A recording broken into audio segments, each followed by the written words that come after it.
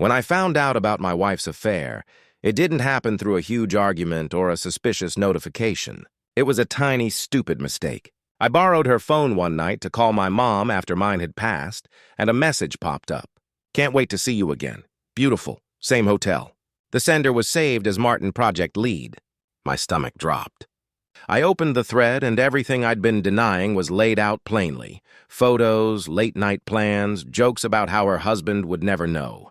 Emma, the woman I trusted with everything, was sleeping with a co-worker. I sat in the dark for hours, scrolling through the messages, feeling like my life had quietly been rewritten. But instead of exploding, I felt an odd, controlled calm. I didn't want a scene or revenge born from fury. I wanted them to feel the consequences in a way that would wound deeper than any shout ever could, humiliation dressed in composure. I tracked down Martin's wife, Olivia, on social media. A few clicks later, I had her contact. I didn't unload the whole story right away. I sent a careful, suggestive message. "I think our spouses have been spending a lot of time together. Maybe we should talk." She replied within minutes. We met the next day at a quiet cafe, both pretending ignorance. When I showed her the thread, the color drained from her face. She whispered that Martin had told her they were just work dinners. I nodded. I'd been told the same. Shared shock turned into an alliance.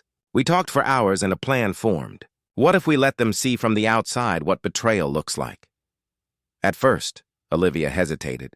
But when I sketched the scene, a small, knowing smile appeared. "You want me to be your date and let them find out?" she asked. "Exactly," I said. "Not to seduce or harm them physically, but to show them how it feels to lose control of their lives." A week later, I booked a table for 4 at the upscale restaurant Emma and Martin favored.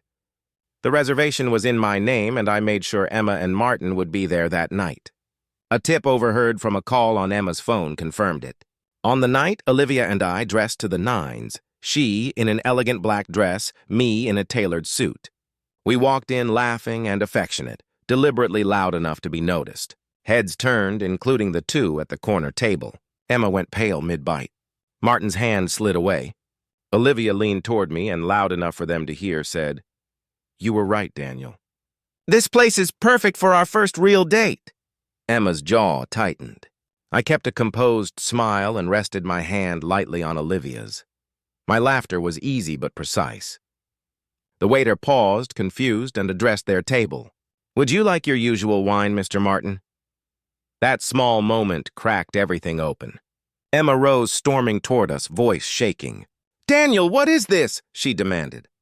I looked at her and said quietly, "A double date. You didn't think you were the only ones allowed to have one, did you?" The restaurant fell still. Olivia met her husband's eyes with icy calm. "Enjoy your meal, Martin," she said. "You'll need the energy for the explanations later." The manager tried to smooth things over, but I stood, dropped some cash on the table, and said, "We're done here." We left as whispers followed us down the stairs. Emma called after me. I didn't look back. For the first time, she saw what it felt like to be left watching someone walk away, not with rage, but with quiet finality. Later, Olivia and I sat at a small bar with drinks and few words, each lost in our own thoughts. "Do you think they'll ever get it?" she asked softly. I shrugged. "Maybe, but it doesn't matter. They needed to see that we could move on, too." She gave a faint smile.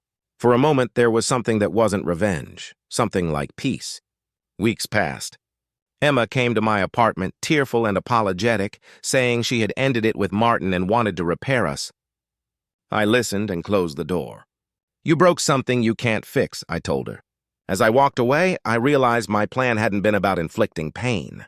It had been about reclaiming my dignity.